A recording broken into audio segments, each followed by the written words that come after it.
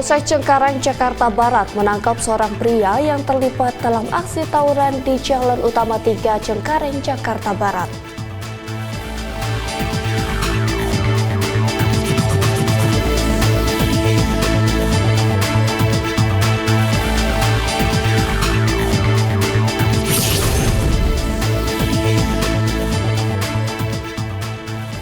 Satgas Walrolakir Operasi Hatra Toba 2024 lakukan pengamanan terhadap atlet dan ofisial PON di wilayah Sumatera Utara.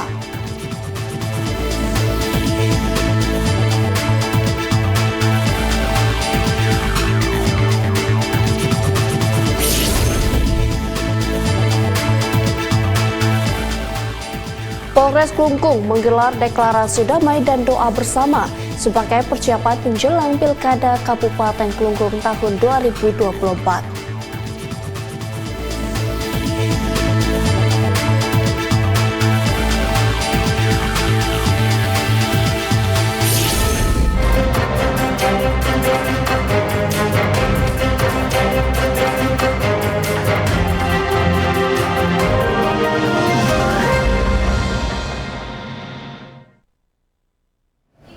Selamat pagi pemirsa, Presisi Pagi kembali hadir untuk Anda. Seperti biasa, selain 3 berita utama tadi selama 1 jam ke depan, kami juga telah menyiapkan sejumlah informasi terkini lainnya. Bersama saya Bribda Joysyunika, inilah Presisi Pagi selengkapnya.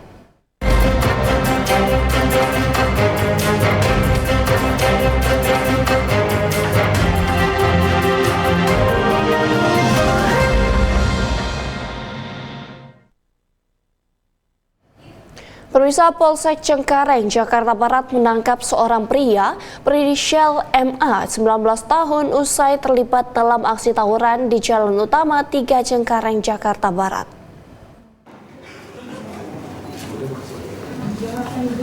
MA ditangkap setelah membacok seorang remaja berinisial MR, 17 tahun, saat perkelahian antar kelompok.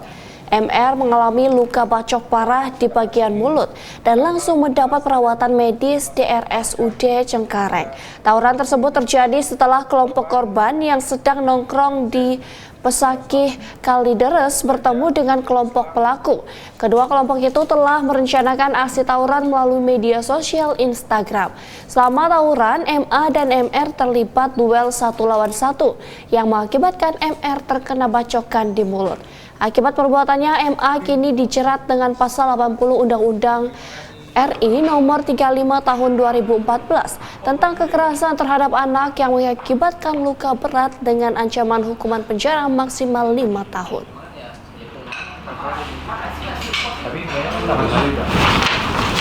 Berjumlah sekitar 10 orang menggunakan 5 sepeda motor. Selanjutnya mereka bersepakat mencari atau bertemu kelompok lawan, yakni remaja Bolak Tembok RW 06 Cengkareng Barat, dan mereka pun beriringan menggunakan sepeda motor menuju ke lokasi.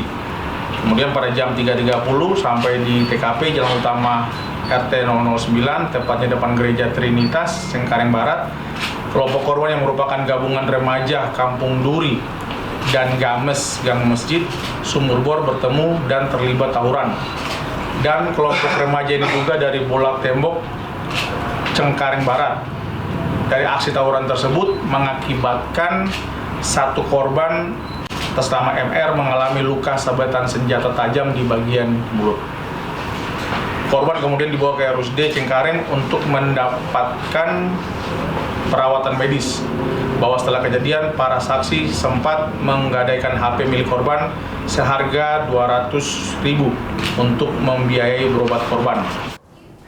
Pemirsa, 2 pelaku pencurian dengan kekerasan atau begal di wilayah Kecamatan Banjarsari berinisial AAF, warga Pamirican, Ciamis, dan M, warga Dayeuh Luhur, Cilacap, Jawa Tengah, berhasil ditangkap di tempat persembunyiannya di wilayah Bandung, Jawa Barat. Kapolres Ciamis menegaskan tidak ada ruang bagi para pelaku kejahatan. Penangkapan pelaku curas ini sebagai bentuk ketegasan Polri, dalam hal ini Polres Ciamis, terhadap para pelaku kejahatan dan tidak ada ruang bagi pelaku kejahatan ataupun kelompok yang mengancam Kamtibmas di Ciamis. Kapolres Ciamis AKBP Akmal yang didampingi Kapolsek Banjarsari AKP Rahmat Fanani di depan ruang Mako Polres Ciamis menegaskan bahwa bila diperlukan tindakan tegas tembak pada bagian kaki. Kapolres Ciamis menjelaskan pelaku melakukan pencurian sepeda motor yang terparkir di salah satu gerai waralaba dengan cara mengguncangkan senjata tajam dan mengejar saksi-saksi yang sedang berada di lokasi tersebut. Selanjutnya pelaku yang juga residivis tersebut dari TKP pertama sudah membawa korban. Kemudian pelaku merampas kembali sepeda motor lainnya dengan cara menghalangi kendaraan korban sembari mengeluarkan senjata tajam sehingga korban menyelamatkan diri ketakutan dan meninggalkan kendaraannya. Ini adalah residivis, ya residivis curanmor. Berapa kali? Jadi si tersangka ini pernah juga dipidana karena kasus 351 170 yang pengeroyokan. Saat ditangkap ada perlawanan kan? Pada saat ditangkap tidak ada perlawanan karena memang sudah residivis. Yang kedua merupakan hasil pengembangan dan pada saat kami melakukan pengembangan salah satu tersangka berusaha melawan dari petugas kami dan kami hadiahi timah panas. Dan pada kesempatan ini kami sampaikan bahwa tidak ada ruang bagi siapapun pelaku kriminal di Ciamis dan saya perintahkan tembak di tempat. Kami akan tegas kepada siapapun yang berusaha mengganggu keamanan ketertiban warga Ciamis. Kami akan tidak tegas, kami perintahkan kepada jajaran kami khususnya Reskrim lakukan tindakan tegas kalau perlu tembak kaki. Pemirsa, Polres Klungkung menggelar press release terkait keberhasilan pengungkapan kasus narkotika di lobi Aula Jalaga Dharma Pandapa, Polres Klungkung. Press release yang dipimpin langsung oleh Kapolres Klungkung AKBP Alphonse didampingi oleh Kasat Narkoba AKP Imade Gede Sudarta serta beberapa pejabat Polres lainnya. Kapolres Klungkung menjelaskan bahwa rilis kali ini merupakan hasil pengungkapan kasus dalam kurun waktu Agustus hingga 18 September 2024. Diketahui Satres Narkoba Polres Klungkung berhasil menangkap 5 tersangka pengedar narkoba di 5 lokasi berbeda. 2 tersangka diantaranya diketahui merupakan residivis kasus narkoba. Total barang bukti yang berhasil diamankan dari 5 TKP ini diantaranya 175 paket sabu dengan berat bruto 115,35 gram atau berat bersih 86,76 gram.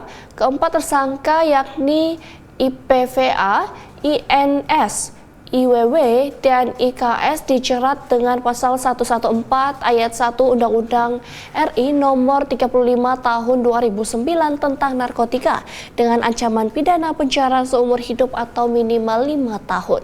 Sementara tersangka DF sebagai residivis berat dijerat dengan pasal 114 ayat 2 Undang-Undang yang sama dengan ancaman pidana mati atau penjara minimal 6 tahun.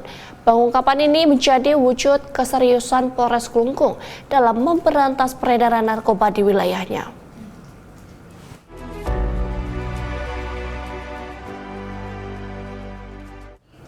Pemirsa, Polres PD Polda Aceh memusnahkan barang bukti narkotika jenis sabu-sabu dan ganja di Mapolres PD. Sebanyak 6 kg sabu yang dimusnahkan ini merupakan barang bukti sitaan Satres Narkoba Polres PD.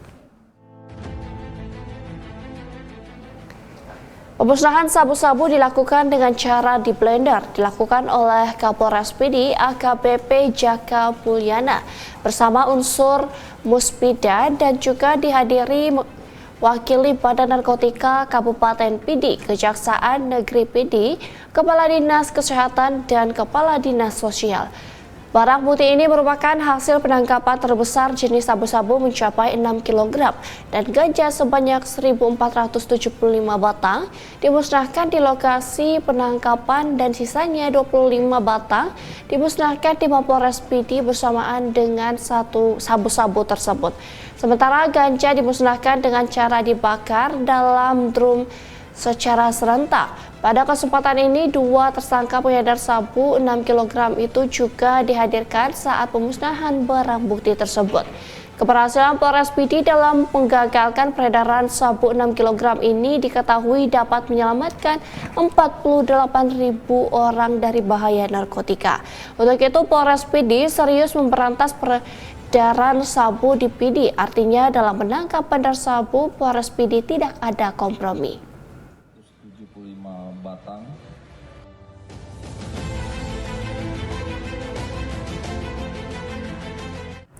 Kepolisian Negara Republik Indonesia menyebutkan bahwa penggunaan narkotika secara global menyentuh angka yang cukup memprihatinkan. Di Indonesia pada tahun 2023, data penyalahgunaan narkoba sebesar 1,73% yang setara dengan 3,3 juta penduduk. Berikut keterangan Kabar Reskrim Polri Komjen Pol Wahyu Widada. Global, penyalahgunaan narkoba saat ini menunjukkan angka yang cukup memprihatinkan, mencapai angka 296 juta jiwa atau setara dengan 5,8% dari populasi dunia. Sedangkan untuk Indonesia sendiri, angka prevalensi penyalahgunaan narkoba tahun 2023 sekitar 1,73% atau setara dengan 3,3 juta penduduk. Jenderal Polisi Dr. Andes Listio Sigit Prabowo MSI juga menyampaikan dan memberikan arahan kepada kami semua untuk terus berperang dan tuntaskan penanganan masalah narkoba dari semua lini. Artinya dari sisi hulu, dari sampai dengan hilirnya. Dari sisi pengurangan supply dengan melakukan penegakan hukum, juga mengurangi dari sisi demand dengan melaksanakan sosialisasi, penyuluhan, dan tentunya ini bekerja sama dengan seluruh stakeholder terkait. Pemberantasan narkoba harus terus dimulai dan kita tidak akan pernah mengenal menyerah. Dengan tantangan yang ada tadi, bukan berarti kita membuat kita turun, tapi justru kita harus hadapi tantangan ini dengan lebih semangat lagi. Perwira Polres Jember menggelar patroli berkaitan dengan Operasi Tuntas Semeru 2024. Kegiatan patroli ini bertujuan untuk melakukan penanggulangan terkait penggunaan maupun peredaran narkotika, obat keras berbahaya psikotropika di Kabupaten Jember. Malam ini kita akan melakukan kegiatan patroli berkaitan dengan operasi Tuntas Semeru 2024. Kegiatan ini bertujuan untuk melakukan penanggulangan terkait penggunaan maupun peredaran narkotika, obat berbahaya, psikotropika di wilayah Kabupaten Jember. Tadi sudah kita lakukan di 3 titik tempat hiburan di wilayah Kabupaten Jember dan melaksanakan cek urin kepada 13 orang, baik itu pendatang maupun karyawan dari tempat hiburan tersebut. Hasilnya semuanya negatif. Jika ditemukan adanya yang diduga positif, akan kita lakukan pemeriksaan lebih mendalam terkait asal-usul barang yang digunakan. Kepada masyarakat Kabupaten Jember agar selalu menjauhi barang-barang khususnya narkotika, psikotropika maupun obat berbahaya. Jadi 3 barang tersebut merugikan bagi masyarakat, tidak ada untungnya, malah membawa musibah bagi penggunanya. Pemirsa, kita beralih ke informasi selanjutnya. Gempa berkekuatan 5 skala Richter mengguncang Kabupaten Bandung dan Kabupaten Garut pada Rabu 18 September pukul 9:41 waktu Indonesia Barat, mengakibatkan beberapa bangunan dan rumah rusak. Perkembangan data kaji cepat BPBD sampai Kamis pagi tercatat sebanyak 30 desa di 8 kecamatan di Kabupaten Bandung terdampak. Total warga terdampak bencana mencapai 21.696 jiwa dari 5.409 kakak.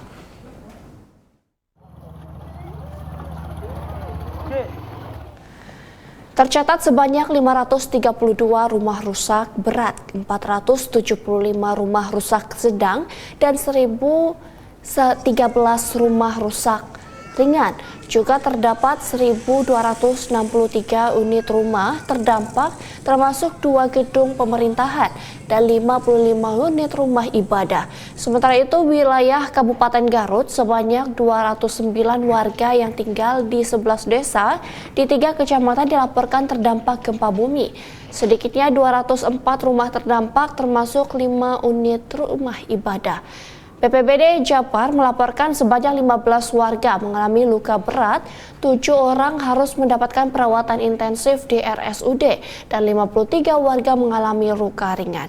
Juga dikabarkan terdapat seorang siswi sekolah dasar yang meninggal dunia pasca gempa bumi. Korban dilaporkan memiliki riwayat penyakit dan sebelum meninggal sempat kambuh kemudian terjatuh dan nyawanya tidak tertolong ketika sampai di rumah sakit.